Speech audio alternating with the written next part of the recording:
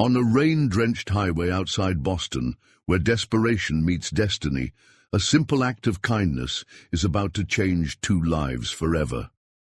Tom Barrett, a single father working 60-hour weeks just to keep food on the table, spots a stranded woman in a designer dress that's now soaked through. He's just another construction worker in a beat-up pickup to her. She's just another stranger needing help to him. Neither could be more wrong. What Tom doesn't know is that he's about to give a ride to Sarah Montgomery, the long-lost daughter of tech billionaire James Montgomery, a woman who vanished from the upper echelons of society 25 years ago. This isn't just another feel-good story. This is about how one rain-soaked evening would unravel decades of family secrets, challenge everything both of them believed about their place in the world, and prove that sometimes the greatest wealth isn't measured in dollars. Before we jump back in, tell us where you're tuning in from. And if this story touches you, make sure you're subscribed, because tomorrow I've saved something extra special for you. The morning sun crept through worn curtains, casting gentle shadows across Tom Barrett's weathered face. His alarm hadn't gone off yet. It never needed to. 15 years of construction work had trained his body to rise before dawn. Though, these days, it wasn't the job that motivated him. It was the sound of small feet padding across the hallway, right on schedule. "Daddy?" Emma's voice carried the last traces of sleep as she appeared in his doorway, her favorite stuffed elephant tucked under one arm. At 7 years old, she had her mother's eyes, a thought that still caught in Tom's throat every morning. He smiled, pushing aside the ever-present weight of responsibility that seemed to wake with him. "Morning, sunshine. Ready for pancakes?" The kitchen told their story better than words ever could. Crayon drawings covered the refrigerator, each one signed in Emma's improving handwriting. Bills were stacked neatly by the coffee maker, their edges worn from being handled, calculated, and recalculated. A single photo hung on the wall: Tom, Emma, and Catherine.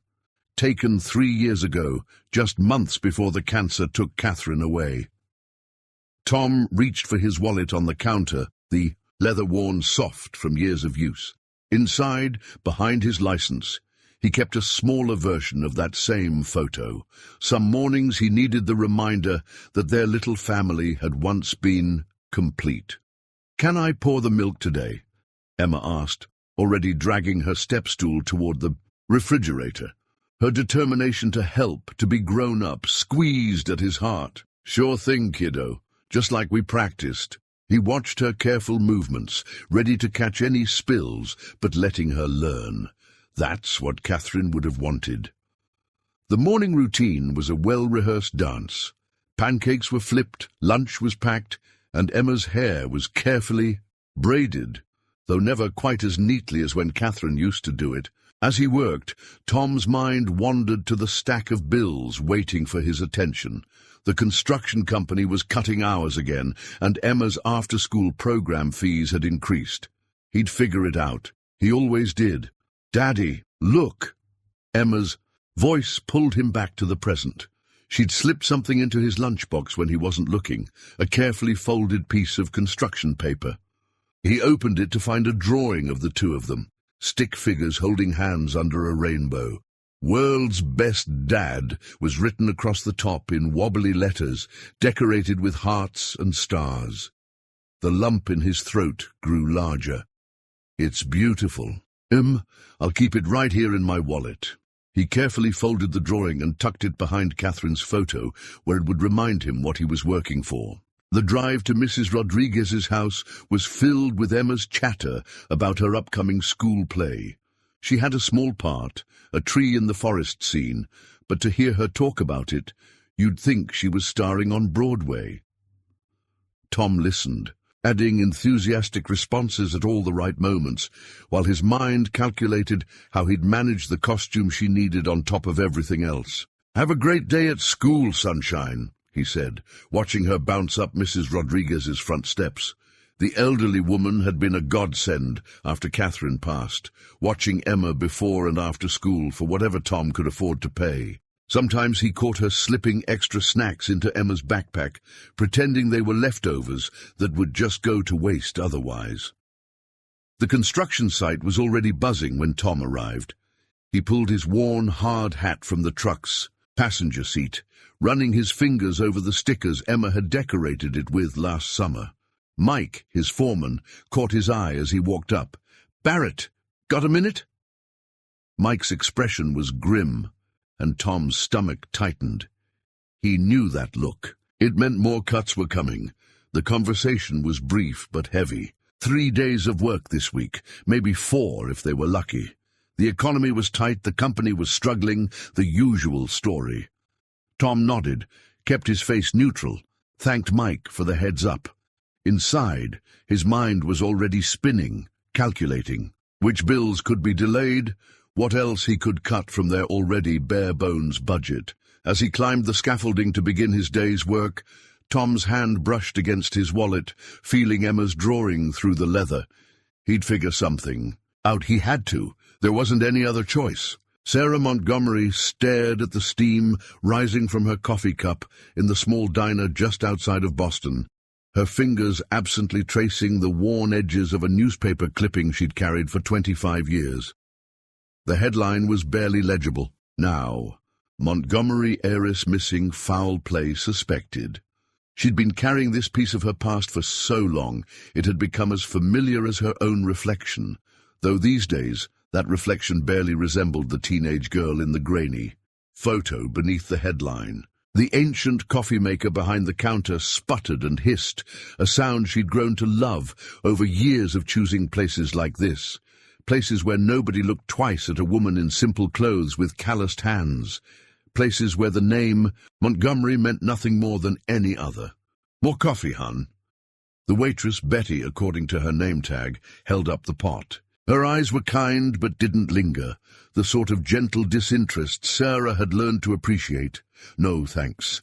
I should get going." Sarah gathered her things, carefully tucking the clipping back into her mother's old locket. The golden, heart-shaped pendant was one of the few pieces of her old life she'd kept, though she only wore it on days like today, days when the weight of her choices felt particularly heavy. The vintage Volvo she'd bought for cash 12 years ago waited in the parking lot, as reliable as it was unremarkable. Until this morning, when it had finally betrayed her with a sputtering cough and a plume of smoke on the highway. She'd managed to coast it into a mechanic's shop, but the diagnosis wasn't good. The repair would take days and cost more than she'd budgeted for the entire month. Rain began to fall as she walked back to the highway, her designer dress, the one splurge. She'd allowed herself for a job interview, now seeming like a cruel joke. The position had seemed perfect, administrative assistant at a small non-profit, far enough from Boston's financial district to avoid any overlap with her father's world. But the universe, it seemed, had other plans. Her father, James Montgomery's face appeared on the screen of a television visible through the diner's window, and Sarah instinctively turned away. Even after all these years, his features were too familiar. She saw them in her own face every morning. The caption below, his image announced another technological breakthrough for Montgomery Industries, another billion added to the family fortune. The rain intensified, and Sarah pulled her jacket tighter. She'd learned to live without the fortune, without the family name, without the endless expectations that had suffocated her at 18. What she hadn't been able to leave behind were the memories, her mother's gentle laugh, the way she'd mediate between Sarah and her father, the warmth she'd brought to their coldly perfect world. The accident that took her had shattered everything, revealing the fault lines in their family that had always existed beneath the surface. A passing truck sprayed water across her legs, and Sarah couldn't help but laugh at the absurdity of her situation. 25 years of carefully constructed independence, of building a life where she answered to no one, And here she was, stranded and soaked, wearing a dress that cost more than she usually allowed herself to spend in a month. The sound of another vehicle approaching made her turn, thumb half raised. She'd never had to hitchhike before, had been raised with warnings about the dangers of trusting strangers. But desperate times called for desperate measures, and something about the old pickup truck slowing down struck her as solid, dependable, like its driver, whose concerned expression showed no sign of recognition. Just another good Samaritan, probably seeing nothing more than a woman in need of help. As the truck came to a stop, Sarah caught her reflection in its passenger window. The rain had destroyed her carefully styled hair, washing away the polish she'd put on for the interview. She looked nothing like a Montgomery now, nothing like the girl who'd once graced society pages and whose disappearance had spawned a dozen conspiracy theories. She looked, she realized, with an odd sense of peace, exactly like herself. Sarah, just Sarah, who worked hard, lived simply, and had built a life out of choices that were entirely her own. As she reached for the truck's door handle, the locket bounced against her chest, a familiar weight carrying the fragments of her past. The irony wasn't lost on her. Here she was, about to get into a stranger's truck, carrying proof of her own disappearance next to her heart. The windshield wipers kept steady time as Tom's truck pushed through the rain. He'd turned the heat up when he noticed his passenger shivering, though she'd tried to hide it. The silence between them was surprisingly comfortable, broken only by the occasional directions she provided to the mechanic's shop where her car waited. "Thank you again," Sarah said, her hands wrapped around the coffee he'd insisted on buying from a drive-through window. The receipt lay forgotten on the dashboard, a small reminder of kindness between strangers. "I'm sure this isn't how you plan to spend your evening." Tom glanced at her, noting how she held herself, straight-backed, but not stiff, like someone who'd learned to carry themselves carefully through life. "No trouble. Couldn't leave you out there in this weather. My daughter would never forgive me if she found out." Something in Sarah's expression softened at the mention of his daughter. "How old is she?" 7 going on 30. Tom chuckled, the warmth in his voice unmistakable. "Emma. She's got this thing about helping people. Last week she tried to start a neighborhood cat rescue in our garage. Had to explain why we couldn't keep all 6 strays she'd found." Sarah's laugh was genuine, unexpected even to herself. "Sounds like she keeps you busy." "That she does." Tom's phone buzzed in the cup holder, Emma's smiling face lighting up the screen. "Speaking of..." He answered through the truck's Bluetooth. "Hey, sunshine!" "Daddy!" Emma's voice filled the cab. "Mrs. Rodriguez made tamales. Can we have some for dinner, please? She says she made extra on purpose." Tom caught Sarah hiding a smile. "That's very nice of her, Em. Did you thank her?" "Of course, and I helped roll them. Well, I helped with 2 of them. Mine look kind of funny, but Mrs. Rodriguez says they have character." "I'm sure they're perfect," Tom assured her. "I'll be a little late tonight, okay? I'm helping someone whose car broke down." There was a pause on the other end. "Is it a nice someone?" This time Sarah couldn't hide her laugh, and Emma's gasp was audible. "Is that them? Hi, Daddy's friend. Are you okay? Did your car get sick? My daddy's really good at helping. He fixed my bike last summer when it got sick." "Hi, Emma," Sarah responded, surprising herself with how natural it felt. "Yes, my car got a little sick, but your dad's been very kind. And you're right, he's really good at helping." The conversation continued for a few minutes, Emma's chatter filling the space between them with warmth. When the call ended, the silence felt different, charged with something neither of them could quite name.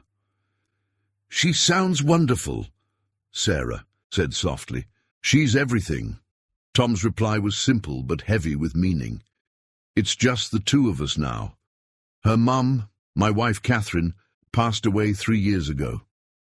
Sarah felt the weight of his words, recognized the careful way he spoke. "Them. I'm sorry, I lost my mother too. It changes things." Their eyes met briefly in the reflection of the windshield, a moment of shared understanding passing between them. The rain drummed steadily on the roof, creating a cocoon around their conversation. "It does," Tom agreed. "But Emma, she makes it easier, harder too sometimes, but in the ways that matter most, easier." Sarah nodded, understanding exactly what he meant. "Because you have to keep going, keep choosing to see the good things." Like tamales with character. Tom's gentle joke broke the heaviness, and they both laughed. Exactly like that. Sarah, who found herself sharing more than she'd planned. "I teach art at a community center sometimes, volunteer work. There's this little girl about Emma's age who always makes her clay sculptures with these incredible, impossible shapes. She calls them imagination improved instead of imperfect." "Imagination improved," Tom repeated, smiling. "Emma would love that." The mechanic's shop appeared ahead, its lights glowing through the rain. Tom pulled into the lot, but neither of them moved to get out immediately. The receipt on the dashboard had begun to curl at the edges, marking time spent in unexpected company. "Listen," Tom started, then hesitated. Something about this moment felt important, balanced on the edge of possibility. "Emma and we usually get pizza on Fridays. Nothing fancy, just this little place near our house. If you're still in town tomorrow—" Sarah's heart did an odd little skip. "I'd like that," she said, before her usual caution could stop her. "I'd like that very much." The motel room wasn't much, but it was clean and dry. Sarah sat on the edge of the bed, her mother's locket open in her hands. The small television droned in the background, its blue light casting shadows across the wall. She'd almost turned it off when her father's face appeared in a news segment, but something made her stop. Tech billionaire James Montgomery made headlines today after announcing a breakthrough in renewable energy technology. The anchor's voice filled the room. But sources close to the family say the Montgomery patriarch's health has been declining, leading to speculation about the future of Montgomery Industries. Sarah's fingers tightened around the locket. The camera zoomed in on her father's face, and she could see it now. The slight tremor in his hands, the way his suit seemed to hang a bit looser on his frame. He looked older than his 72 years. While Montgomery has maintained his trademark innovative spirit, the reporter continued, questions remain about succession plans, particularly given the mysterious disappearance of his only heir, Sarah Montgomery, 25 years ago. An old photo of her flashed across the screen, 18 years old, wearing a blue silk dress at her debutante ball. She barely recognized herself. The girl in the photo had perfectly styled hair and practiced smile and eyes that couldn't quite hide their desperation. Sarah touched her face, feeling the laugh lines she'd earned since then, the character that life had carved into her features. Her phone buzzed with a text from Tom. "Emma wants to know if you like pepperoni on your pizza. She's very concerned about getting the order right tomorrow." A smile tugged at her lips, even as guilt churned in her stomach. She looked at the photo in her locket, her mother and father on either side of her at her high school graduation. Her mother's smile had been real that day. Her father's had been distracted. He'd been on his phone most of the ceremony, dealing with a company crisis. "Love pepperoni," she texted back, then added, "Emma has excellent taste in pizza toppings." 3 dots appeared immediately. "She's very pleased with herself now. Says she knew you'd be a pepperoni person."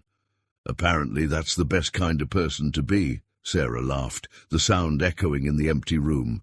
The contrast between this simple, warm exchange and the formal world she'd left behind couldn't have been starker. In her old life, dinner plans involved reservations made months in advance, dress codes, and conversations measured carefully for political and social impact.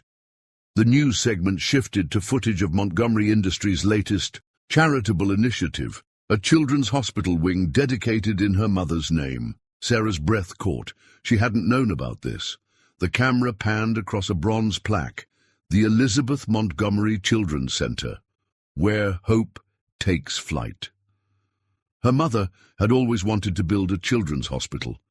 She'd talked about it constantly in the months before the accident, sketching plans on napkins and researching healthcare needs in underserved communities. Her father had always nodded along, distracted but indulgent.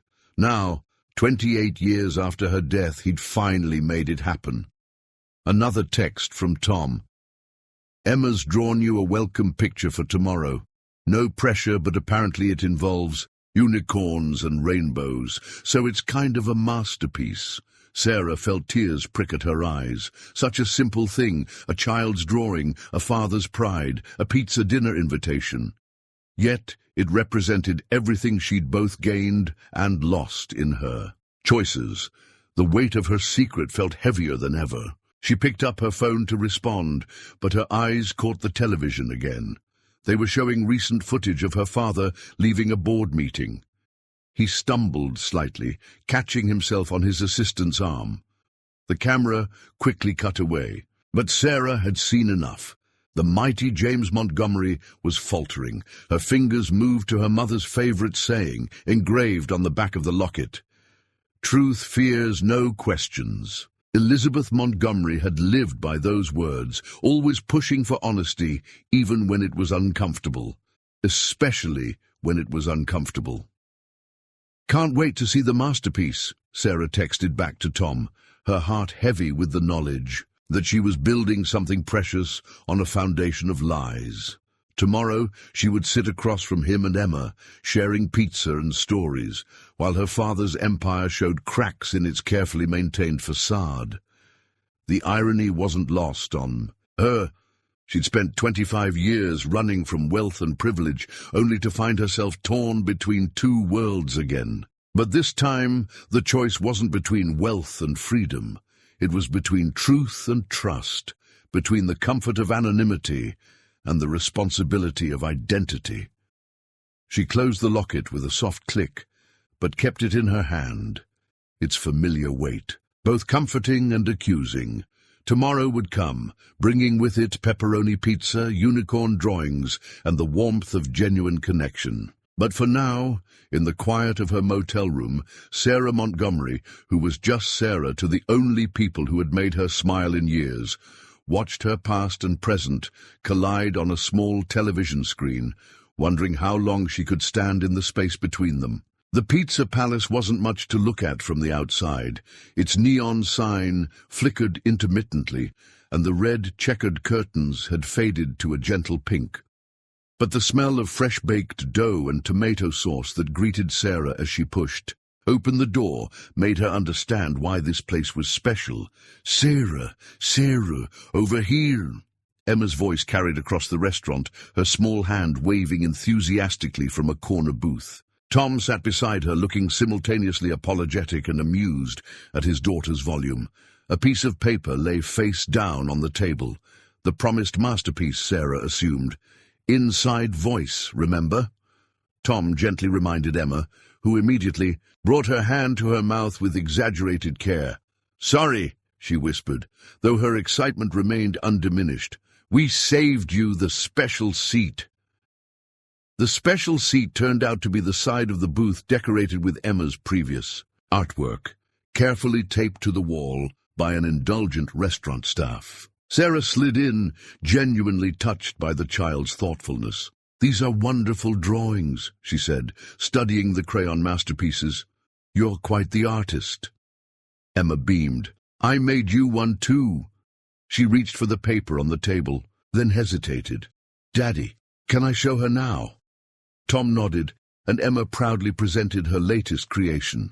The drawing showed 3 figures under a rainbow, a tall one with brown hair, a smaller one with pigtails, and a medium-sized one with what appeared to be a golden circle around her neck. Sarah's locket, she realized with surprise. Unicorns pranced in the background, and everything was liberally sprinkled with glitter. That's Daddy, that's me, and that's you, Emma explained unnecessarily. And see, I drew your special necklace because it's pretty, like in fairy tales. Are you a princess? You look like you could be a princess.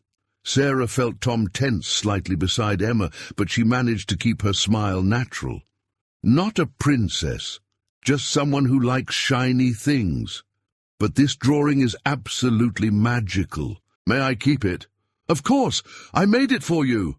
Emma's face suddenly turned serious. Are you going to put it in your wallet like Daddy does with my drawings? Something in Sarah's chest tightened at the hopeful question. I have an even better place, she said, reaching into her bag and pulling out a small sketchbook. This is where I keep all my favorite art. Would you like to see? Emma nodded eagerly, scooting closer as Sarah opened the book.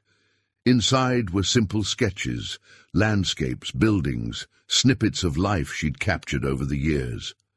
Emma studied, each page with intense concentration. You draw too, she exclaimed. Daddy, look, Sarah's an artist like me. Tom leaned over, his arm brushing Sarah's, as he looked at the sketches. These are really good, he said softly, and something in his voice made Sarah's cheeks warm. Just a hobby, she demurred. I find it helps me remember special moments. Can you draw something now? Emma asked. Please, draw our pizza party. Before Sarah could respond, Mr. Romano himself appeared with their order, his Italian accent thick with pride. Ah, the Barretts, and a new friend. Emma Piccolina, you must introduce me. This is Sarah. She's having pizza with us because her car got sick, and she likes pepperoni, and she's an artist like me. Emma's summary tumbled out in one breath. The old man's eyes twinkled. An artist! Then you must sign our wall, yes? All Emma's friends sign the wall. He gestured to a corner where dozens of signatures and small drawings covered the surface. Sarah noticed Tom starting to protest, but Emma was already pulling her toward the wall, a marker appearing magically in Mr. Romano's hand. Here, next to our special booth. Emma pointed to an empty spot, bouncing on her toes. Sarah hesitated only a moment before taking the marker. She hadn't signed her real name to anything in years, but here, in this moment, she was just Sarah. The artist, Emma's new friend. She drew a small sketch, a pizza with heart-shaped pepperoni, and signed simply, Sarah, artist in training, Emma's class. When they returned to the table, Emma was glowing with pride, and Tom was watching them with an expression Sarah couldn't quite read. But it made her feel warm, seen in a way she hadn't experienced in years. Now you're officially part of pizza. Palace history, Emma declared, settling back into her seat and reaching for a slice. Just wait till I tell my class that I have my own art student. Tom laughed, the sound rich and genuine. Better start planning your curriculum, teach. As they ate, Sarah found herself sketching in her book, quick, loose captures of the moment, Emma's animated gestures as she told stories about school, Tom's gentle way of helping her with the stringy cheese, the way the evening light played through those faded, checkered curtains, simple things, beautiful things, things that had nothing to do with billion-dollar empires or family legacies, things that felt more real than anything she'd known in her old life. Emma's drawing sat carefully protected between the pages of her sketchbook, a bright reminder of how the simplest connections could be the most precious and the most dangerous to lose. The old Montgomery family photo album lay hidden in the false bottom of Sarah's suitcase, its leather binding cracked with age. After dinner, back in her motel room, she found herself pulling it out for the first time in months. The weight of it in her lap felt like both comfort and accusation. The first page showed the mansion's grand staircase, where a formal family portrait was taken every Christmas. In each successive photo, she could track the changes, her mother's smile growing more strained, her father's posture becoming increasingly rigid, her own eyes losing their light year by year. Image is everything, Sarah, her father's voice echoed in her memory. The Montgomery name carries weight, responsibility. You can't just do whatever you please. She turned the page to her 18th birthday gala. There she was, wearing a dress that cost more than most cars, surrounded by people she barely knew. Her father stood beside her, one hand gripping her shoulder, guiding or restraining, she was never quite sure. Her phone buzzed, startling her. A text from Tom. "Emma's finally asleep. She made me promise to tell you that art class starts Tuesday after school. Apparently, you have no choice in this matter." Sarah smiled, even as her chest tightened. The contrast between the cold formality in the photos and the warm simplicity of her evening with the Barretts made her head spin. Across town, Tom sat, on his own couch, staring at Catherine's favorite photo on the wall. It was candid, her laughing at something Emma had done, her hair messy from the wind at the beach. So different from the posed hospital photos that marked their final months. "Together, you'd like her," he said softly to the image. It was a habit he'd developed, these quiet conversations with Catherine. Sarah. She sees Emma. Really sees her, you know. Not just humoring her like most adults do. He picked up his phone again, rereading Sarah's last text. "Tell Emma I'll bring my special art pencils. Master artists need proper tools." Something about her made him want to trust, to open up. It terrified him. The last time he'd felt this way about someone, it had ended with him holding Catherine's hand in a hospital room, promising to take care of their daughter while monitors beeped out the final moments of their life together. A sharp knock at Sarah's motel room door made her jump. The photo album slipped from her lap, scattering loose photos across the floor. Her heart stopped when she saw what lay exposed, a newspaper clipping she'd tucked away years ago. The headline screamed, "Montgomery CEO denies daughter's claims of control and manipulation." She quickly gathered the photos, her hands shaking. The knock came again, followed by a voice. "Evening maintenance check, ma'am." Sarah let out a breath. Just the motel staff. Not reporters, not private investigators, not her father's people. Back in his living room, Tom found himself doing something he hadn't done in years, pulling out the small box of mementos from his early days with Catherine. Movie ticket stubs, silly notes passed during college classes, the coffee shop punch card from their first date. His phone buzzed again. Sarah had sent a photo, a quick sketch she'd done of Emma gesturing animatedly at Pizza Palace, capturing perfectly her daughter's spirit and energy. "Your daughter's joy is contagious," Sarah's message read. "Thank you for sharing your special place with me." Tom touched the sketch on his screen, remembering how Sarah's eyes had lit up watching Emma, how her guard had seemed to drop throughout the evening. There was something there, something hidden behind her easy smile. He recognized it because he saw the same thing in his own mirror. The careful way a person holds themselves when they're carrying heavy secrets. Sarah tucked the photo album away, but kept out one picture, the last one taken before her mother's accident. Elizabeth Montgomery was in the garden she'd loved, teaching a teenage Sarah about different flowers. It was the only photograph, where neither of them was posed or performing. "I wish you were here, Mum," Sarah whispered. "You'd know what to do." Her phone lit up with another text from Tom. "Emma's not the only one glad you joined us tonight." Sarah held her mother's photo in one hand and her phone in the other. Past and present, secrets and possibilities. In the distance, a photographer, for a local tabloid, snapped pictures of her motel, acting on an anonymous tip about a Montgomery sighting. The wheels of fate had begun to turn. The community center art room buzzed with the energy of a dozen children, but Emma's voice rang out above the cheerful chaos.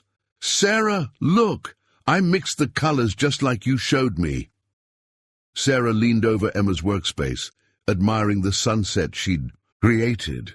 "That's beautiful. The way you blended the orange into the purple is perfect." She'd been volunteering at Emma's after-school art program for 2 weeks now, each session bringing her deeper into the Barretts' world. "Can we show Daddy when he picks me up?" Emma carefully added another streak of gold to her sky. "He says, you make everything more beautiful." Sarah's brush paused mid-stroke. He said that? Emma continued painting, oblivious to Sarah's reaction. He smiles different now, like in the old pictures with Mommy. Before Sarah could process this, her phone buzzed. Tom had created a shared playlist, titled Songs for Painting 2. The description read, "Since you mentioned liking music while you work," Emma helped pick some. "Fair warning, there's a lot of Disney." Sarah found herself smiling at the mix of classical music, contemporary songs, and yes, quite a few Disney numbers. The care put into the selection touched her deeply. Each choice seemed purposeful, thoughtful. Later that evening, after the art room had been cleaned and the last child had left, Tom arrived to pick up Emma. He lingered in the doorway, watching Sarah help Emma pack up her supplies. "Daddy!" Emma bounded over, her artwork held carefully in front of her. "Look what Sarah taught me about colors, and guess what? She knows all the words to Let It Go, too." "Is that so?" Tom's eyes met Sarah's, twinkling with amusement. "I heard you two having quite the duet earlier." Sarah felt her cheeks warm. "Your daughter is very persuasive." "Oh, I know." He stepped into the room, taking in the organized chaos of easels and paint supplies. "This is quite a setup you've created." "Here." "Sarah says art is like magic," Emma declared, carefully placing her painting in her special folder, a gift from Sarah, decorated with unicorns and rainbows.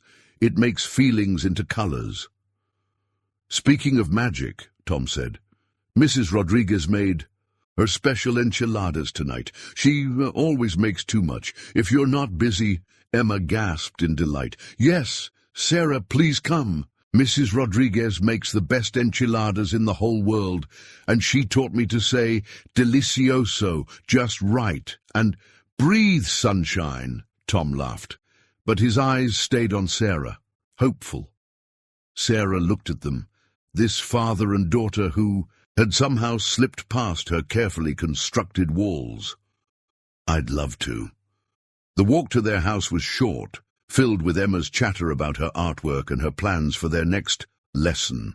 She walked between them, occasionally taking both their hands to swing herself forward, creating a picture of family that made Sarah's heart ache with its simplicity. Mrs. Rodriguez was waiting on her porch next door, her knowing smile making Sarah wondered just how accidental the extra enchiladas were. "Ah, Sarah, the art teacher Emma cannot stop talking about. Come, come, they're still hot." Dinner was served on mismatched plates in the Barretts' small kitchen, where Emma's artwork covered every available surface. The newest addition was a family portrait that made Sarah's breath catch. She was in it, standing next to Tom, while Emma stood between them. "Sorry about that," Tom said softly, noticing her gaze.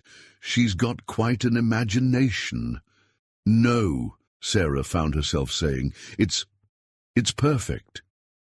After dinner, Emma insisted on showing Sarah her room, proudly displaying the art corner they'd set up together. Tom watched from the doorway as Sarah helped Emma organize her growing collection of supplies, their heads bent together over a color wheel, both laughing at some shared joke. When Emma finally succumbed to sleep, clutching her favorite stuffed elephant, Tom and Sarah found themselves on the back porch. The evening air was cool, filled with the sound of crickets and distant traffic. "Thank you," Tom said quietly, "for everything you've done with her. Art was always Catherine's thing. I never knew quite how to encourage it." Sarah looked at him in the soft porch light. "She makes it easy. She sees the world with such open eyes." "Like her mother." Tom's voice was soft. "Catherine would have loved you." The words hung between them, heavy with meaning. Sarah's hand found her locket, a nervous habit. "Tom,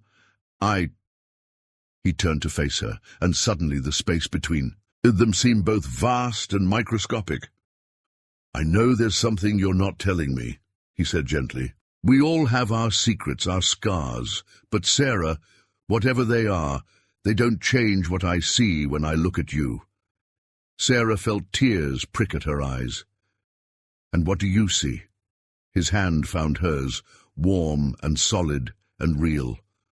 "Someone who makes everything more beautiful just by being herself." The kiss, when it came, tasted of enchiladas and possibility. It felt like coming home to a place she'd never been before, like finding something she hadn't known she was looking for. Later that night, alone in her motel room, Sarah would pull out her sketchbook and add a new drawing, not of the kiss, but of the moment before it. The way Tom had looked at her, like she was something precious and real. The way she had felt, for the first time in 25 years, completely and utterly herself. She didn't know that across town, Tom was adding a song to their shared playlist, Perfect by Ed Sheeran. The note attached read simply, "This played on the radio the night. I gave you a ride. Seems like more than luck now." Sarah knew something was wrong the moment she pulled into the community center parking lot. A sleek, black car she didn't recognize was parked in the shadows, its tinted windows reflecting the morning sun. Her years of careful vigilance had taught her to spot surveillance, and every instinct screamed that she was being watched. She almost turned around, almost drove away. But she could see Emma through the art room windows, already setting up her easel, pigtails bouncing as she moved. The sight anchored her, reminded her of what she'd be leaving behind if she ran.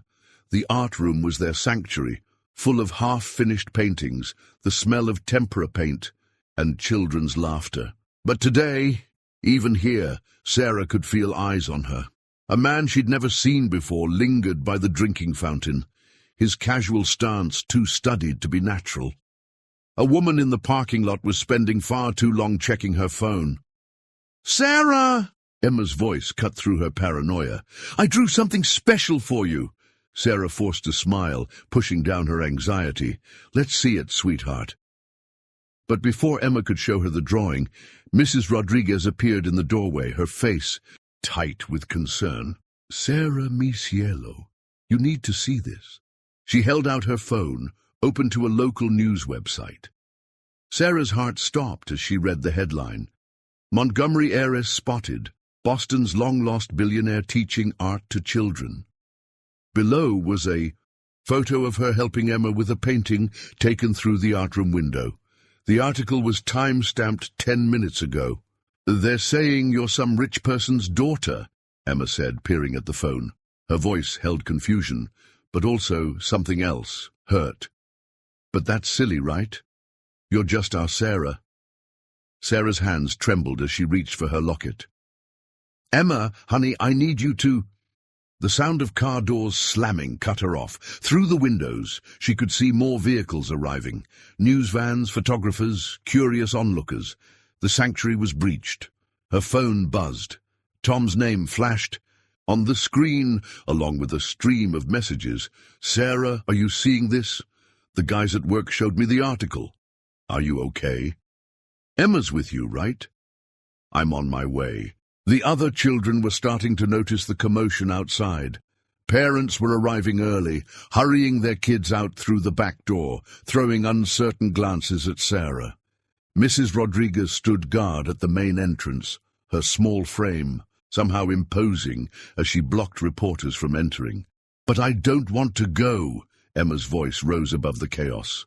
Her mother's art student folder was clutched to her chest, her eyes wide with confusion and fear. "Sarah's supposed to teach me about watercolors today." Sarah knelt before her, heart breaking. "Emma, sweetheart, listen to me. Sometimes grown-ups have complicated stories, things they wish they could explain better. Like when Daddy gets sad looking at Mommy's pictures?" Emma asked softly. Sarah blinked back tears. "Yes, something like that. But Emma, no matter what anyone says about me, no matter what you hear these weeks with you and your dad, they've been the most real thing in my life." The sound of raised voices came from the hallway. Mrs. Rodriguez was losing her battle with the media. "Sarah Montgomery," a reporter's voice carried through the door. "Can you comment on your father's declining health? Why have you chosen to resurface now?" Emma's eyes went wide. "Montgomery? Like the man on TV? The one with the big buildings? Before Sarah could respond, Tom burst through the back door. His eyes found Sarah's immediately, filled with questions, but also determination. Without a word, he scooped Emma up and reached for Sarah's hand. "Mrs. Rodriguez has her car waiting in the back," he said quietly. "Let's get you both out of here." But Sarah stood frozen, watching through the windows as more reporters arrived. She could see her carefully constructed life crumbling, the peace she'd found with Tom and Emma dissolving in a flash of cameras and shouted questions. The viral news article on Mrs. Rodriguez's phone continued to update with new details, each revelation another nail in the coffin of her anonymity. Her past was catching up, and this time there would be no quiet escape. "Sarah," Tom's voice was gentle, his hand still extended. "Whatever this is, we'll figure it out, together." She looked at him, this man who built houses and fixed bikes and loved his daughter with such fierce devotion, at Emma, who saw art in everything and loved without reservation, at the life she'd allowed herself to imagine with them. Then she looked at her locket, at the weight of the Montgomery legacy it represented, and she knew that running wasn't an option anymore. Not if she wanted to keep what she'd found here.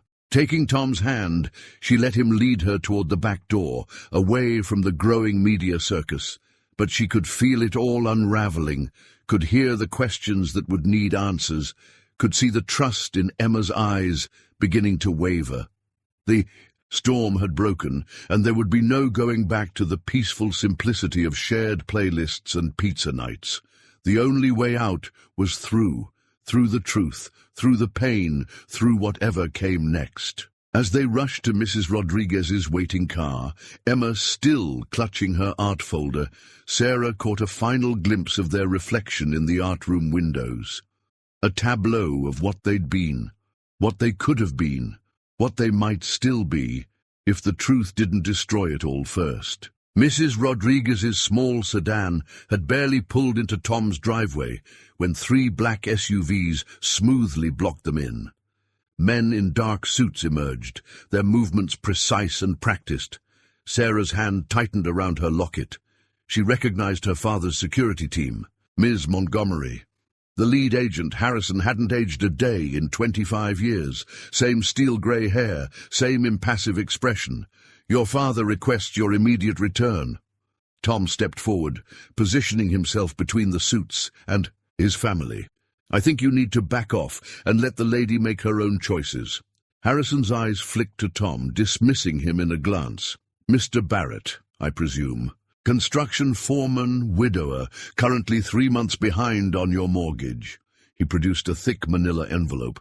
"Montgomery Industries is prepared to be generous in exchange for your discretion regarding Ms. Montgomery." The envelope hung in the air between them. Sarah watched Tom's face, saw the muscle ticking in his jaw, the way his shoulders tensed. They both knew what that envelope contained. Enough money to pay off his house, set up Emma's college fund, erase every financial worry he'd ever had. "Daddy!" Emma's small voice came from behind them. "Why are there scary men at our house?" Sarah felt something snap inside her. She stepped forward, drawing herself up with a grace she hadn't used in decades. When she spoke, her voice carried the weight of the Montgomery name she'd tried so hard to escape. "Harrison, you can tell my father that if he wants to talk, he can come himself, not hide behind his checkbook and his security team. Miss Montgomery, given your father's condition—" "His condition?" Sarah's laugh was bitter. "The condition he developed after driving my mother to her grave with his obsession, with control. That condition?" Emma gasped softly, and Sarah immediately regretted her words. She turned to find the girl watching her with wide eyes, clutching her art folder like a shield. "You really are the princess from TV," Emma whispered. But, you lied to us." The hurt in her voice cut deeper than any of Harrison's implied threats. Tom moved to comfort his daughter, but she backed away from all of them, tears welling in her eyes. "Emma, sweetheart," Sarah started. No! Emma's shout startled everyone, even Harrison. You said art was about truth. You said we don't hide in our art, but you were hiding everything. She turned and ran into the house, her folder dropping to the ground. Pages spilled out, dozens of drawings of Sarah, of the three of them together, of a family that now seemed like just another fairy tale. Tom looked torn between following his daughter and dealing with the situation in his driveway. Sarah made the choice for him. Go, she said softly. She needs you. He hesitated, then spoke in a low voice meant only for her.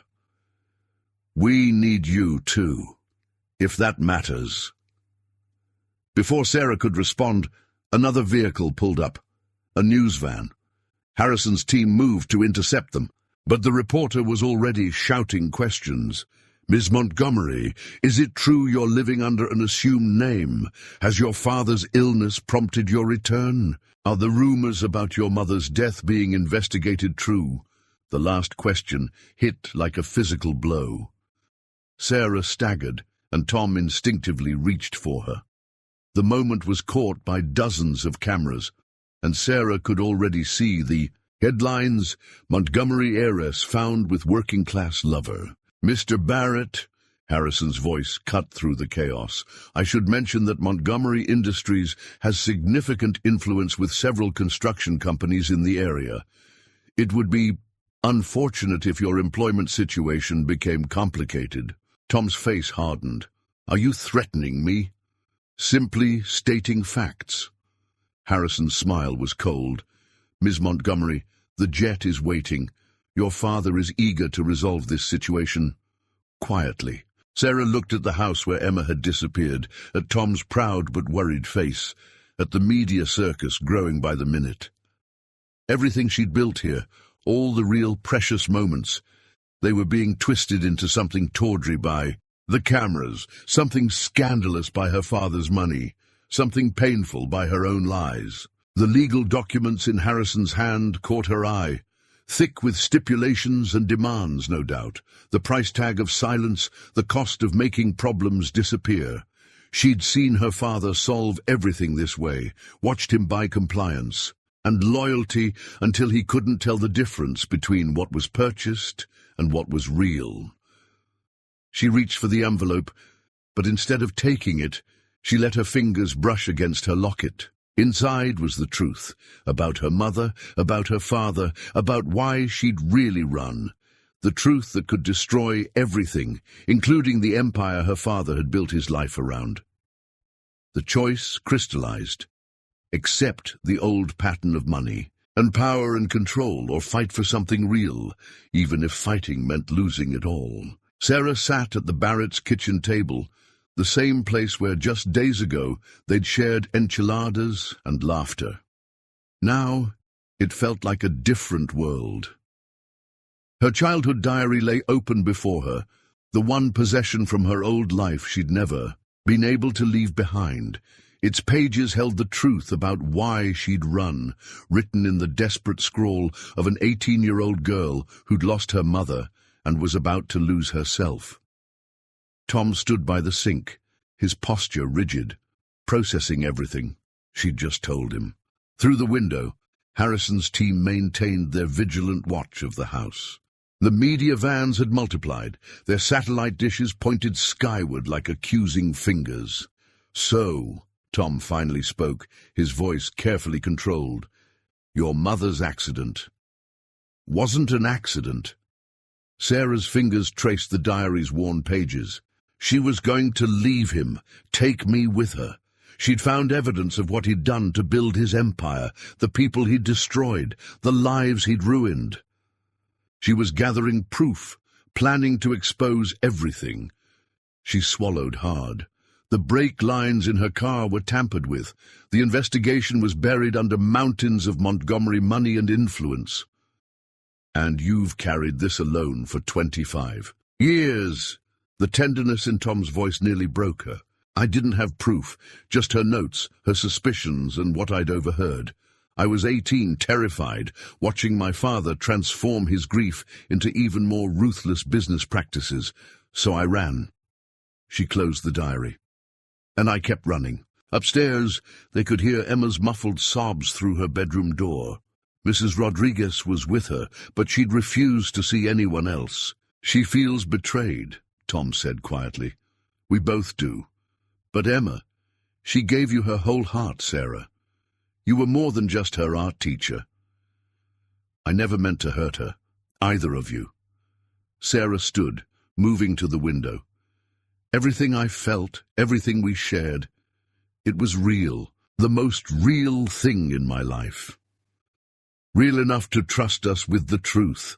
Before she could answer, her phone buzzed. A text from Harrison. Your father's condition is deteriorating. Time is running out. As if on cue, the TV in the living room, still running news coverage, switched to a live feed of James Montgomery being helped into a car, his once commanding frame now stooped and frail. I have to see him, Sarah said, the words surprising her even as she spoke them. Not because he's demanding it, but because... She touched her locket. Because my mother would want me to face this, to end it. Tom moved closer, close enough, that she could feel his warmth but not touching. What are you going to do? The right thing. She turned to face him. The thing I should have done 25 years ago. But Tom, it's going to get ugly. What's going to come out about my father, about Montgomery Industries? It could bring down the whole company. And you think I care about that? His voice rose slightly. Sarah, I build houses with my hands. I know the difference between things that look valuable and things that are valuable.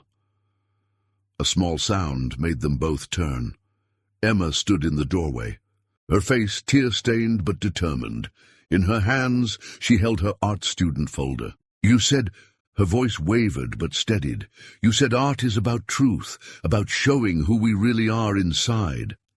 Sarah knelt down to Emma's level, respecting the distance the child maintained. I did say that, and I broke my own rule. I wasn't brave enough to show who I really was. Emma opened her folder and pulled out a drawing, the one she'd made the night of their first pizza dinner. This is who I thought you were. Just Sarah, who likes pepperoni and knows all the colors and makes Daddy smile again. Oh, Emma. Sarah felt tears spill down her cheeks. That is who I am. The Montgomery name, the money, the company. That's not me, not really. The person in your drawing, the one who loves art and pizza and... She glanced at Tom. And your family. That's the real me. Then why did you lie? Because I was scared. Sometimes grown-ups get scared too, and they hide instead of being brave. Sarah reached for her diary. But I'm not hiding anymore. I'm going to tell the truth about everything. It's going to be hard, and some people will be very angry, but it's the right thing to do. Emma considered this, her face serious. Like in Frozen, when Elsa has to tell the truth about her powers even though she's scared. Despite everything, Sarah laughed softly. Yes, exactly like that. Daddy says sometimes the right thing is the hard thing, Emma said, moving closer, and that's why we have to help each other be brave. Tom joined them, kneeling beside his daughter. That's right, sunshine. He looked at Sarah. Whatever you need to do, whatever truth you need to tell, you don't have to do it alone, not anymore. Sarah looked at them, this man and this child, who had shown her what real love looked like, who had given her a glimpse of a life built on truth instead of power. She reached for her locket one last time, feeling the weight of her mother's. Picture inside. Together, then, she said softly, and for the first time in 25 years, the words felt like a promise instead of a fear. The threatening letters from Montgomery Industries' legal team arrived early Monday morning, slipped under Tom's door like poisonous snakes. Sarah watched him read through them, his face growing darker with each page. The warnings were clear. Distance himself from Sarah Montgomery or face the consequences.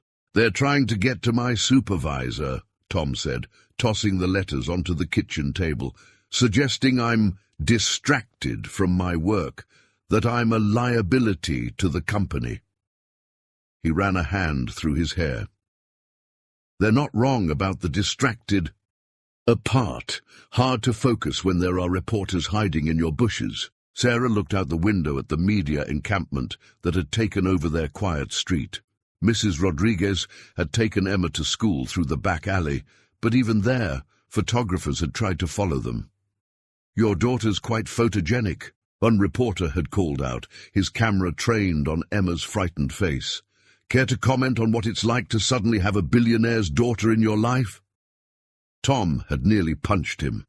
Only Sarah's hand on his arm had stopped him. Now, watching him read through the legal threats, Sarah felt the weight of what she'd brought into their lives. "I should go," she said quietly. "Give them time to lose interest." "Running again?" Tom's voice was gentle but firm. "I thought we agreed to face this together." Before she could respond, his phone rang. The construction company's logo flashed on the screen. Tom answered, his face carefully neutral as he listened. Sarah could hear the raised voice on the other end. "I understand," Tom said finally. "Yes, sir. I'll clean out my locker today." The silence after he hung up was deafening. "Tom, I'm so sorry." "Don't." He cut her off, but there was no anger in his voice. "This isn't your fault. This is what powerful men do when they're scared of the truth." Sarah's phone buzzed with a news alert. Her father had released a public statement.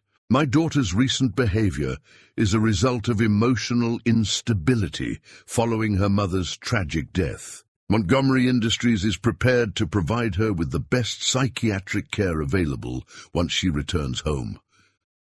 The words hit her like physical blows. This was his strategy. Paint her as unstable, discredit her before she could reveal what. She knew it was the same tactic he'd used on her mother. "He's trying to get ahead of the story," she said, showing Tom the statement. "Make anything I say sound like the ravings of a grief-stricken daughter." Can he do that, legally? He doesn't need to do it legally. He just needs to create doubt. She touched her mother's locket. It's what he did 25 years ago. The investigators started asking questions about the brake lines, and suddenly there were stories about Mom's depression, her erratic behavior. Tom's phone buzzed again. Emma's school. The reporters had found their way there too. The principal was concerned about the disruption. "I'll pick her up," Tom said, already reaching for his keys. "I'm coming with you." He looked at her, surprised. "You sure? There'll be cameras?" Sarah squared her shoulders. "I'm done hiding. Emma needs to see that." The drive to school was tense. Reporters followed them, cameras flashing at every stoplight, but when they pulled up to the school, something unexpected happened. Mrs. Rodriguez was there, along with several other parents from the art class, forming a human shield around Emma as she ran to the car. "They mess with one of our kids. They mess with all of us," Mrs. Rodriguez declared, giving the nearest reporter a glare that could melt steel. Emma climbed into the back seat, her face brightening when she saw Sarah. "You came too." "Of course." "I did, sweetheart." Sarah turned to face her. "I promised no more hiding, remember?"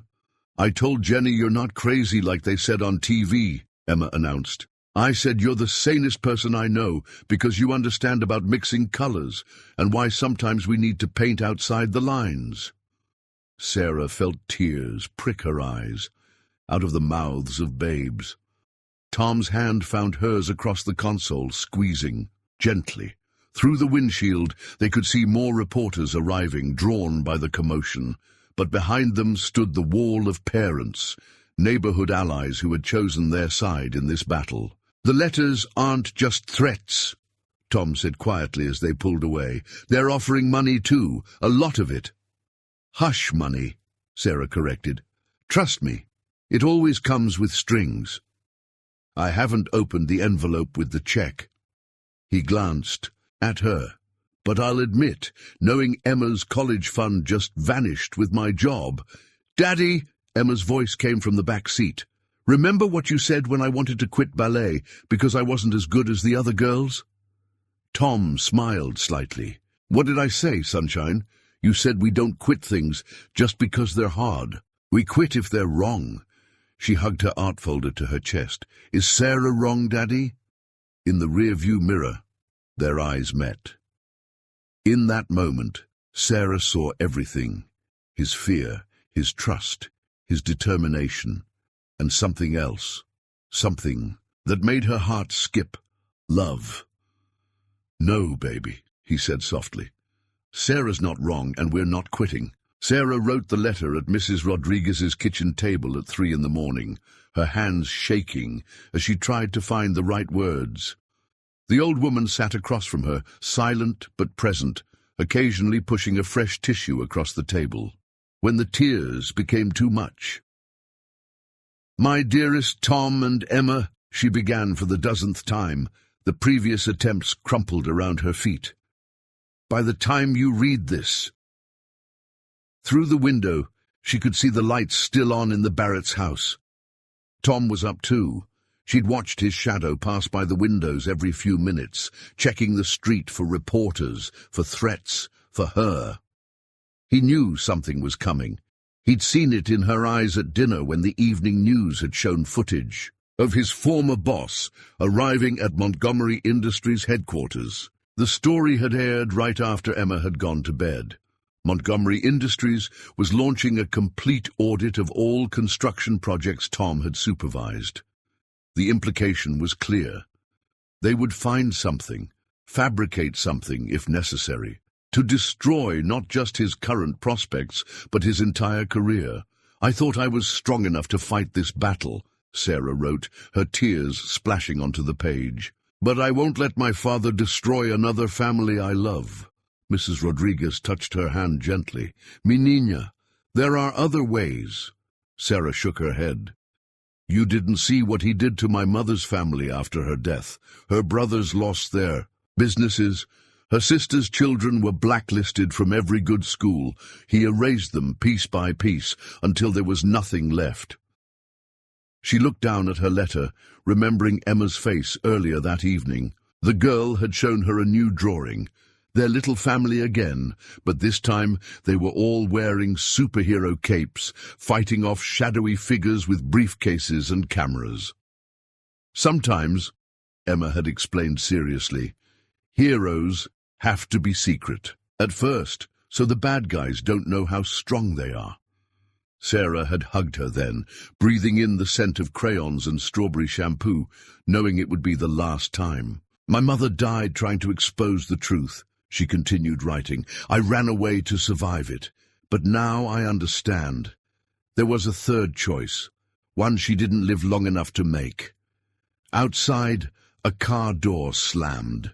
Sarah froze, but it was just Harrison's team changing shifts. They'd been watching the house continuously, waiting for her father's orders. I'm not running away this time, she wrote. I'm running towards something.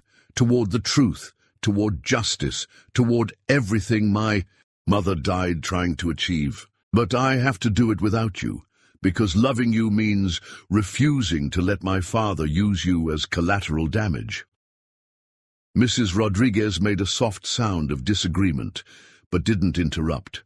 She'd been there earlier when Tom had gotten the call from Emma's school. They were reviewing her scholarship for the upcoming year. Another squeeze of the Montgomery vice. Emma, Sarah wrote, her vision blurring. My brave, beautiful artist, keep painting your truth, keep seeing the magic in mixing colors, keep making the world more beautiful with every stroke of your brush. She thought of the art supplies in her car, wrapped and ready for Emma's birthday next month. She'd never see her open them now. Tom! Her hand trembled so badly she had to stop. How could she possibly say everything she needed to say? Loving you has taught me what real strength looks like. It's not in towers or bank accounts or power over others. It's in the way you braid Emma's hair every morning, the way you remember every parent's name at the construction sites where you build their homes, the way you loved me without trying to own me. The sky was beginning to lighten outside. Soon, Emma would wake up for school. Tom would make pancakes. Life would go on, but without her in it.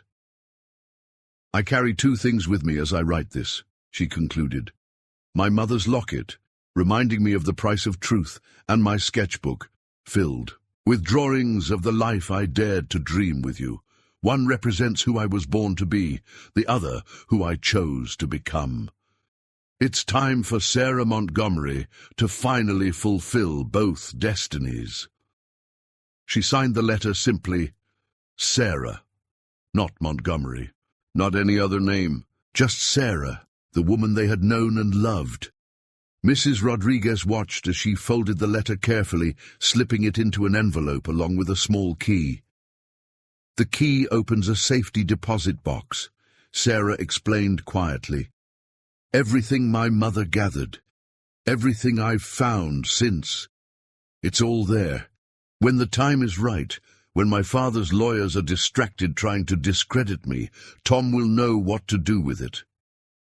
He won't accept this, mi amor, Mrs. Rodriguez warned. Neither will Emma. I know. Sarah stood, gathering her courage. But they'll be alive to be angry with me. They'll be safe to hate me. She looked one last time at the Barrett's house, at the crooked mailbox Emma had decorated with stickers, at the porch where she'd first kissed Tom, at the window of the E. Room where a little girl slept surrounded by art supplies and love. Protect them for me, she whispered to Mrs. Rodriguez. The old woman pulled her into a fierce hug. Come back to them, she answered. That's how you protect them best. Sarah slipped out into the pre-dawn darkness, her letter propped against Mrs. Rodriguez's coffee pot, where Tom would find it when he came looking. Behind her, she left her heart in a house with mismatched plates and crayon masterpieces on the walls, hoping that someday they would understand that leaving was her final act of love. The Montgomery Industries building stretched toward the sky like a glass and steel monument to power. Tom stood in its shadow, Sarah's letter folded in his pocket, her safety deposit box key clutched in his hand. The contents of that box had told him everything he needed to know, about Elizabeth Montgomery's death, about the empire built on destroyed lives, about a daughter's 25 years of carrying an impossible truth. Sir, the security guard at the desk eyed his worn work boots and faded jeans. Do you have an appointment? Tell James Montgomery that Tom Barrett is here. He kept his voice steady. Tell him I'm here about his daughter. The guard's hand moved toward his phone, but before he could make the call, Harrison appeared from a side door. Mr. Barrett. The security chief's face was expressionless. I'm afraid Mr. Montgomery is not taking visitors. Then he can listen while his lawyers explain why every major news outlet just received copies of his wife's original investigation. Tom held up his phone. The emails sent 5 minutes ago. Elizabeth Montgomery left quite a paper trail before her accident. Harrison's mask cracked slightly. Without another word, he led Tom to a private elevator. The trip to the top floor was silent, but Tom's mind was anything but quiet. He thought of Emma, safe with Mrs. Rodriguez, clutching the sketch Sarah had left behind. He thought of Sarah, who had tried to fight this battle alone for so long. He thought of Catherine, who had taught him that love sometimes meant fighting, even when you might lose. The elevator opened directly into James Montgomery's office. The man himself stood at the floor-to-ceiling windows, his reflection showing a face aged more by power than time. He didn't turn around. Come to negotiate, Mr. Barrett. Name your price. I'm not here for money. Tom stepped forward. I'm here because your daughter thinks the only way to protect people she loves is to run away from them, just like her mother. Thought the only way to protect her was to gather evidence in secret. Montgomery turned then, his face tightening. You know nothing about my wife. I know she was gathering proof of your corporate raids, your destroyed competitors, your buried environmental reports. I know she planned to expose it all, not for revenge, but because she believed you could still choose to be a better man. And what? Montgomery's laugh was bitter. Sarah shared her mother's melodramatic theories with you over pizza dinners and art classes. No. Tom pulled out his phone, opening the files from the safety deposit box. She left these to protect me and my daughter. She's so much like her mother, trying to protect everyone else, carrying the burden alone. Something flickered in Montgomery's eyes at that. Elizabeth always took on too much. And then she died in a car crash. Convenient timing. Montgomery moved faster than Tom expected, closing the distance between them. You dare!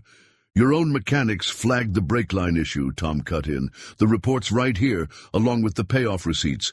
Elizabeth found it all, documented it all, and now Sarah has spent 25 years carrying that knowledge, loving you enough not to destroy you with it, but unable to live under your control. Control? Montgomery sank into his chair, suddenly looking every one of his 72 years. I was protecting her. The world is a harsh place. The world is harsh because men like you make it harsh. Tom's voice rose.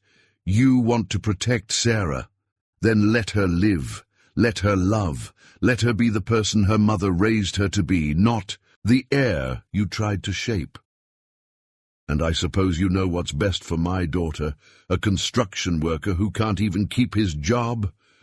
I know she smiles when she teaches art to children.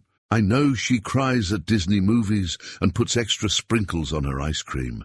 I know she carries her mother's locket, not as a reminder of power, but of love. Tom leaned forward.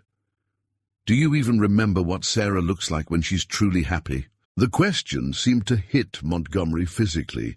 He turned to a photo on his desk, Sarah at 18, posed and proper at some society function. Next to it was a newspaper photo from last week, Sarah laughing with Emma at the art center, her face open and radiant. The board meets in an hour, Montgomery said finally, his voice quiet. They'll want answers about these allegations. They'll get them. But right now I want to know, what kind of man do you want Sarah to remember as her father? The one who destroyed everyone she loved, or the one who finally chose to do the right thing? Montgomery stared at the two photos for a long moment. Then he reached for his phone. Harrison, call the board and find my daughter. Tell her... He looked at Tom. Tell her it's time I listened to her mother's voice again. Sarah found the final letter from her mother exactly where Elizabeth had said it would be, behind the loose brick in the garden wall, where they'd once planted roses together. For 28 years it had waited there, protected in a waterproof case, its secrets preserved like a time capsule of truth. The Montgomery mansion's garden was overgrown now, the roses long dead. But as Sarah knelt by the wall, Tom beside her, she could almost smell their sweet fragrance from her childhood. You didn't have to come, she said softly, turning the envelope. Over in her hands, its seal was unbroken, marked with her mother's distinctive monogram. Yes, I did. Tom's hand rested gently on her shoulder. You've read enough hard truths alone. Inside the mansion, they could hear the muffled voices of the board members arriving for the emergency meeting. Harrison had found Sarah at Mrs. Rodriguez's house, where she'd been saying goodbye to Emma. His message from her father had stopped her from leaving town. My darling Sarah, she read aloud, her voice trembling. If you're reading this, then I wasn't strong enough to finish what I started. Or perhaps, and this frightens me more, your father's influence proved too powerful to overcome. Tom's hand tightened on her shoulder as she continued. The evidence I've gathered isn't just about business dealings or corporate raids. It's about the moment your father lost his soul. When he chose power over love, control over trust. The accident that's likely taken my life wasn't ordered by him directly. He's too clever for that. But his culture of loyalty, his system of rewards and punishments, created men who knew what he wanted before he had to ask. Sarah paused, wiping tears from her eyes. The hardest truth, my dear heart, is that your father truly believes he's protecting us. Protection, in his mind, means control. Love to him is ownership. I stayed too long trying to change him, and in doing so, I failed to protect you from becoming another possession in his collection. Through the garden windows, they could see James Montgomery in his office, standing with his back to the room, staring at something in his hands. But you, my Sarah, you're stronger than I was. You have my heart, but your own spirit. When you read this, remember, the truth isn't a weapon, it's a light. Use it not to destroy, but to illuminate. Your father's empire was built in shadows. Perhaps, with the courage I know you possess, you can help him find his way back into the light. The letter ended with a final revelation. Proof that Elizabeth had been gathering evidence not to expose her husband, but to force him to confront. His own transformation from the man she'd loved into someone she no longer recognized. She never stopped loving him, Sarah whispered. Even at the end, she was trying to save him from himself. Like mother, like daughter, Tom said quietly. Sarah looked up at him, really looked at him for the first time since Harrison had interrupted. Her goodbye. I was wrong to try to leave. I thought I was protecting you and Emma, but you were doing exactly what your father does, making choices for others, thinking you know what's best. His voice was gentle but firm. Emma hasn't stopped crying since she read your letter. She says artists don't run away from their masterpieces. Despite everything, Sarah felt a smile tug at her lips. She said that? She also said that if you leave again, she's going to paint your entire car with glitter glue so you can't sneak away in the dark. A throat cleared behind them. Harrison stood in the garden doorway, his usual stoic expression softened by something like respect. Ms. Montgomery, your father would like to see you. He paused. Both of you. They found James Montgomery still, at his window, but now they could see what he held. The last photo taken of Elizabeth alive, her arms around a teenage Sarah in the garden, both laughing at something now lost to time. I forgot, he said without turning around, his voice rough with emotion. I forgot how her real smile looked. Not the society smile, not the photo-op smile, her real one. He finally turned to face them. Just like I forgot yours, Sarah, until I saw that picture of you with Barrett's little girl. Dad, no, he held up a hand. Let me finish. Your mother's letter. She was right. About everything. I've spent 28 years building walls to protect what I thought mattered, never realizing I was burying myself, and you, alive inside them. He moved to his desk, pressing a button on his intercom. Send them in. The board members filed in, faces grave with the weight of the revelations they'd received. But before they could speak, James Montgomery did something none of them had ever seen before. He took off his perfectly tailored jacket, rolled up his sleeves, and sat not at the head of the table, but beside his daughter. Gentlemen, he said, clearly, it's time we talked about how to bring Montgomery Industries into the light. The changes at Montgomery Industries began not with grand gestures, but with small ones.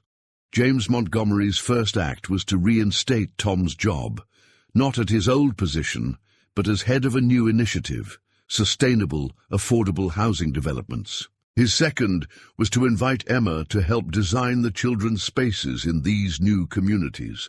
Are you sure you want to give a 7-year-old this much influence over a multi-million-dollar project? Sarah asked her father as they watched Emma earnestly explain her vision for a playground that looked like a rainbow had babies with a unicorn. They sat in the Barretts' backyard, where the media circus had finally died down enough for normal life to resume. James looked oddly at home in the simple wooden chair, his usual pristine suit replaced by a casual sweater, a change that had made Harrison do a double-take that morning.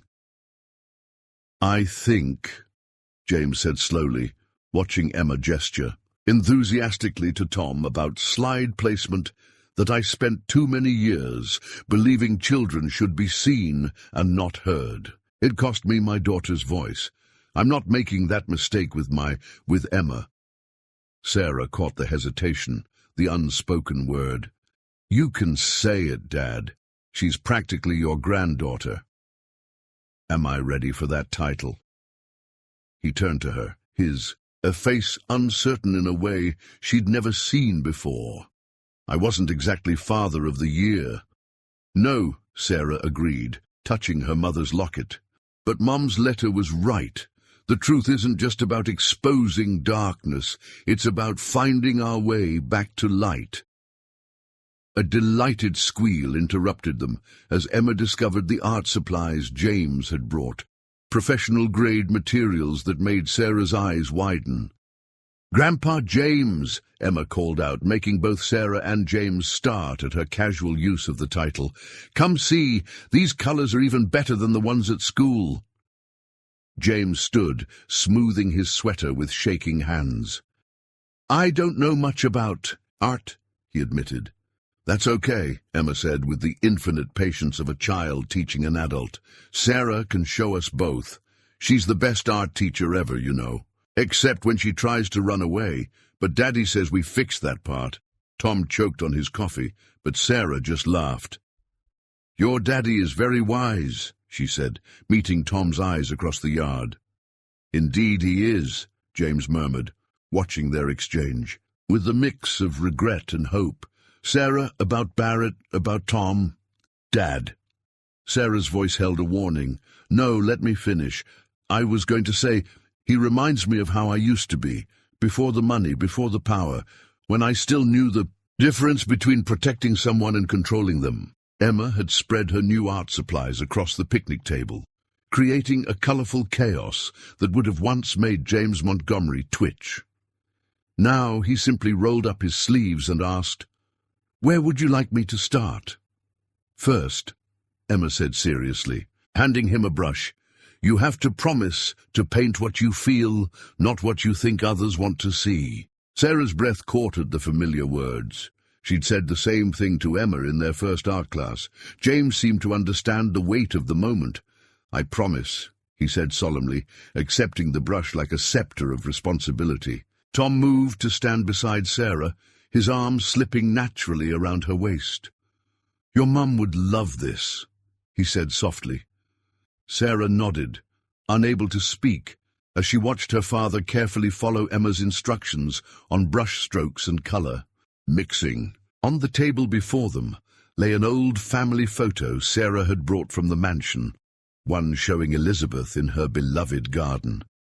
They were painting it together, Emma adding her trademark sparkle, while James painstakingly tried to capture his wife's smile. "I think," Sarah finally managed, "she somehow knew this would happen. Not the details, but the healing. That's why she left the letter where she did.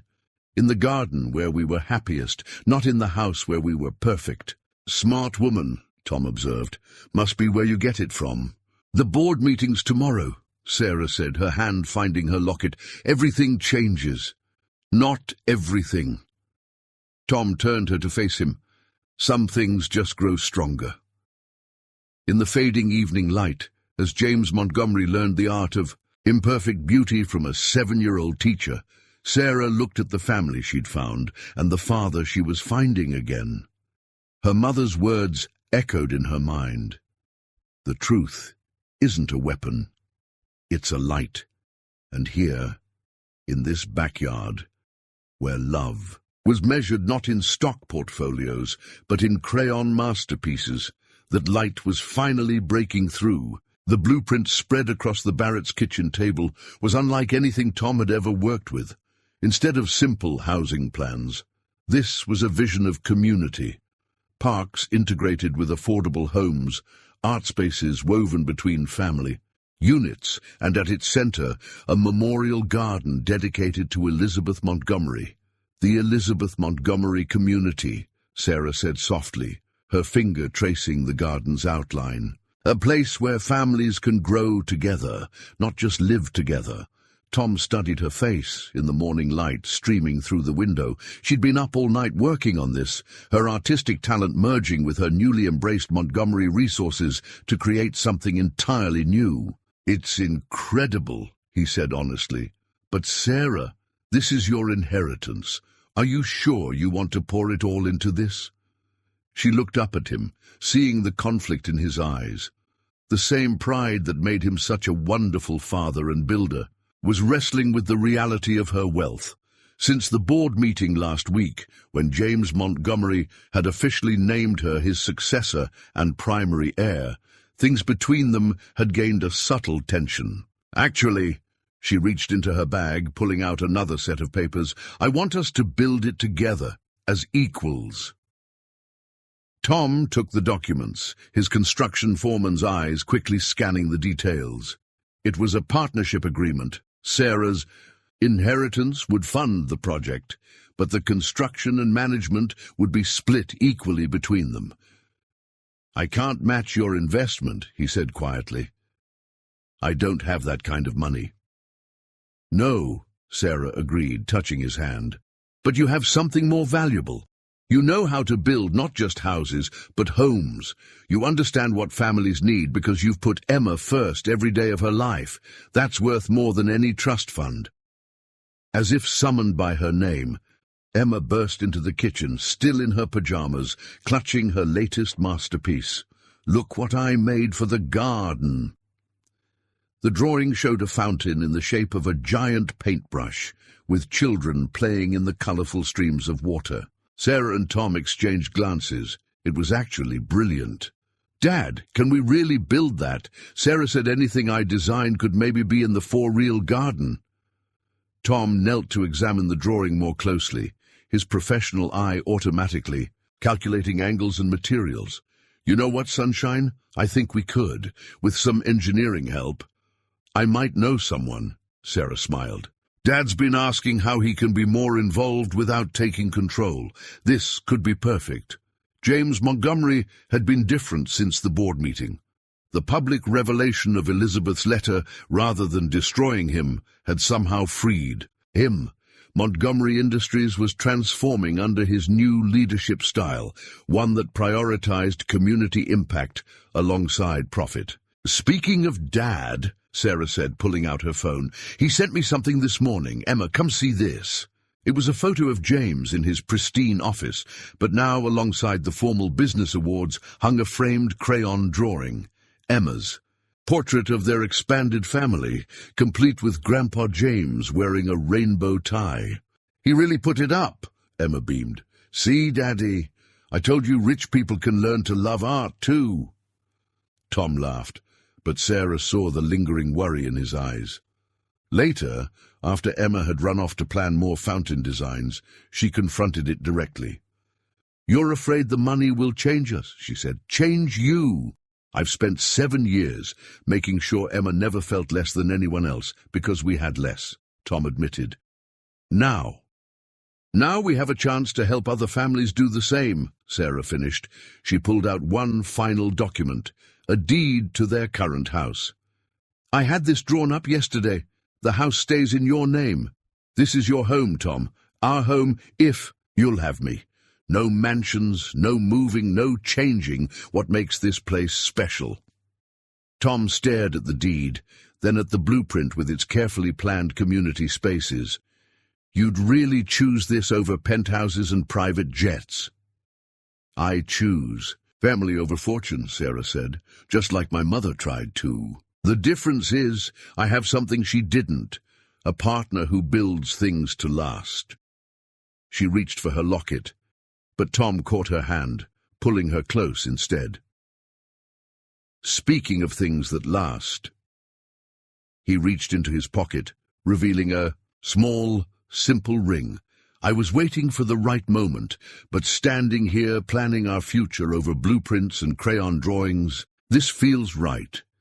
Daddy! Emma's voice came from the doorway. She stood there holding her art supplies, eyes wide. Is this the special question you practiced with me? Sarah looked between them, the man she loved and the little girl who had taught her to trust in art and love again. Is it? Tom smiled, his earlier tension melting away. Emma, honey, want to help me ask Sarah something important? Yes. Emma ran to them, practically bouncing.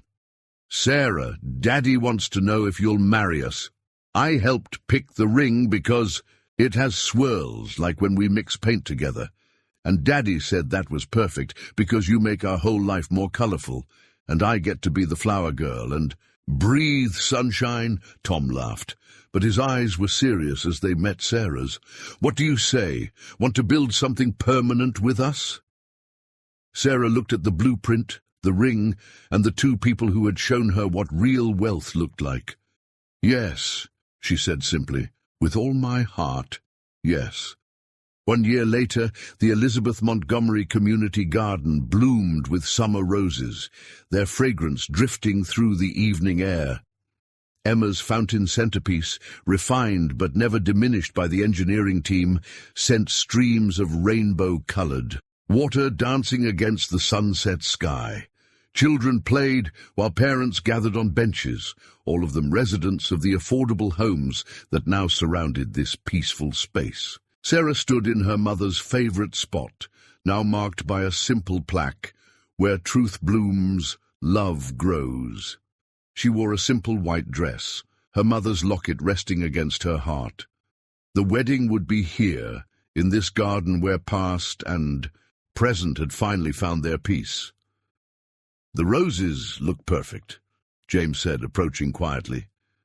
He looked softer now, his former sharp edges worn smooth by a year of learning to be a father again, and discovering the unexpected joy of being a grandfather. "Your mother would love this."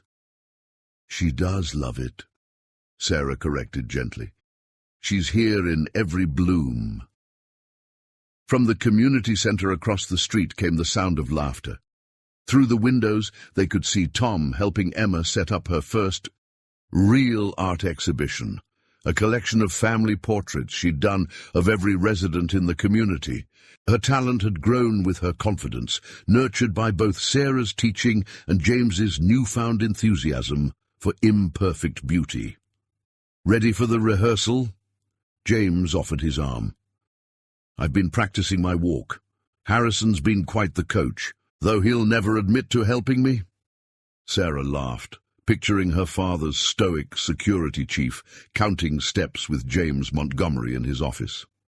Harrison had surprised them all this year, revealing a hidden talent for event planning that made him the obvious choice for wedding coordinator. The small wedding party gathered in the garden. No society photographers, no business elite, just family and true friends. Mrs. Rodriguez dabbed her eyes as Emma demonstrated her flower girl walk for the 10th time, her basket filled with rose petals from the garden. Tom stood at the end of the aisle, somehow looking both nervous and completely at peace. "Sarah," Emma ran up, her flower girl dress swishing. "Look what Grandpa James helped me make for tomorrow." She held up a framed picture, a family portrait done in oils, her first attempt with the medium. It showed all of them together, Tom and Sarah in their wedding clothes, Emma between them throwing flowers, Mrs. Rodriguez and Harrison in the background, and James standing proud but humble, one hand resting on Emma's shoulder. "See?" Emma pointed to the details. "I use this special gold paint for your locket, and look, there's Mommy Catherine watching from the sky and Grandma Elizabeth in the roses, because you said love doesn't end, it just changes shapes." Sarah knelt, careful of her dress, and hugged her soon-to-be official daughter. "It's the most beautiful wedding gift ever." "Actually," Tom said, joining them, "it's not just a gift. It's going to hang in the community center lobby. First piece in the permanent collection." James cleared his throat. "About that, the board approved the funding this morning. Every Montgomery Industries development will now include an art space for the community. We're calling it the Emma Barrett Young Artists Initiative." Emma's eyes went wide. "Really? Other kids will get to paint too?"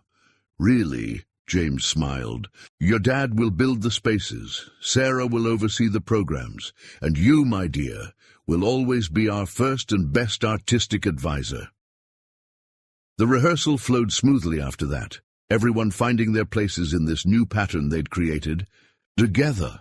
As the sun set, residents began gathering for the community dinner that would follow, another of Emma's ideas that had become a beloved tradition. Later, as stars appeared above the garden, Sarah found Tom by Emma's fountain. "Having second thoughts about marrying into the Montgomery chaos," she teased. He pulled her close, both of them watching Emma show James how to properly roast a marshmallow at the community fire pit. "Funny, I was going to ask if you were having second thoughts about becoming a Barrett." "I've been a Barrett in my heart since that first rainy night," Sarah said. "Tomorrow just makes it official." Tom touched her. "Lock it gently. Your mom would be proud of what you've built here, not just the buildings, but the bridges, between past and present, between wealth and worth." "We built it together," Sarah corrected. "All of us, even those who are only here in memory." Emma's voice carried across the garden, calling them to join the celebrations. As they walked toward their waiting family, Sarah looked back at the roses one last time. In the gathering dusk, they seemed to glow with their own light, as if illuminated by long-hidden truths finally brought into the open. Tomorrow she would become Sarah Barrett, and the Montgomery name would live on not in power plays and corporate raids, but in community gardens and children's art spaces. In the end, her mother had been right. The truth wasn't a weapon to destroy with, but a light to build by, and together they had built something beautiful.